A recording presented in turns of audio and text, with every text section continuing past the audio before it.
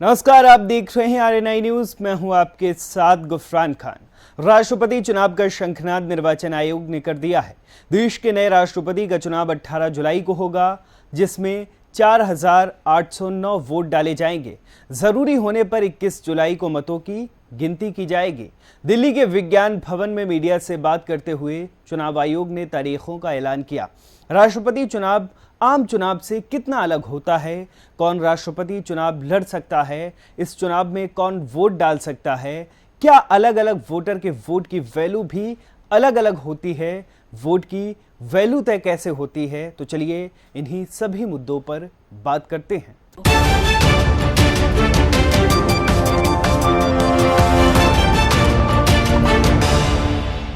चुनाव आयोग ने गुरुवार को राष्ट्रपति चुनाव की तारीख का ऐलान कर दिया है। आयोग के मुताबिक देश के सर्वोच्च पद के लिए होने वाले चुनाव के लिए अधिसूचना 15 जून को जारी की जाएगी। नामांकन की आखिरी तारीख 29 जून तय की गई है। नामांकन पत्रों की जांच 30 जून को निर्धारित की जाएगी। उम्मीदवार अपना नामांकन 2 जुलाई तक वापस ले सकेंगे।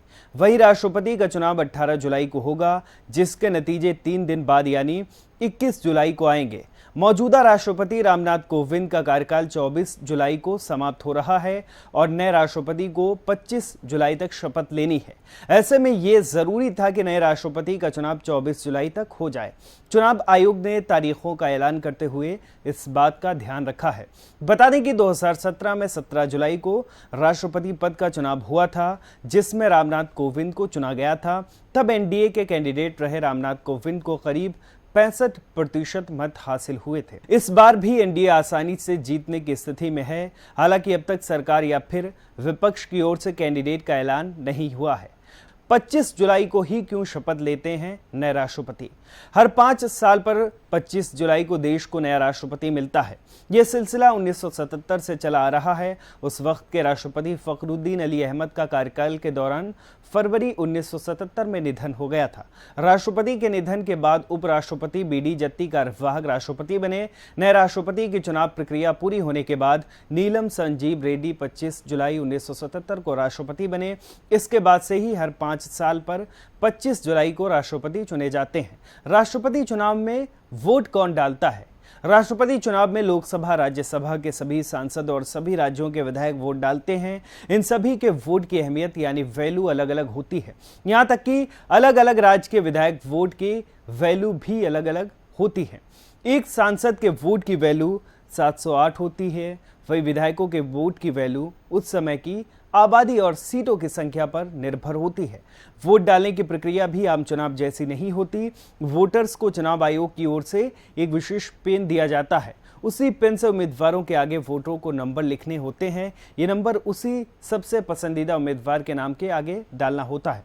ऐसे दूसरी पसंद वाले उम्मीदवार के आगे 2 लिखना होता है। अगर आयोग द्वारा दी गई विशेष पेन का इस्तेमाल नहीं होता तो वोट इनवैलिड हो जाता है।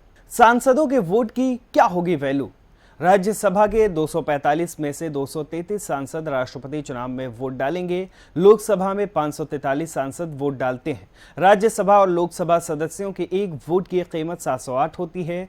दोनों सदनों में सदस्यों की संख्या 776 है। इस लिहाज से सांसदों के सभी वोटों की वैल्यू 5,49,408 होती है।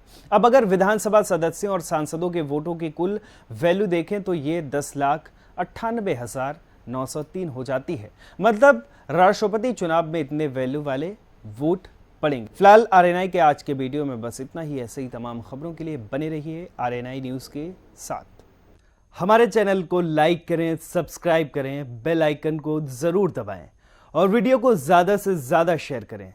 देश दुनिया की तमाम खबरों को नए अंदाज में देखने के लिए बने रहें हमारे साथ और देखते रहें आरएनआई न्यूज़।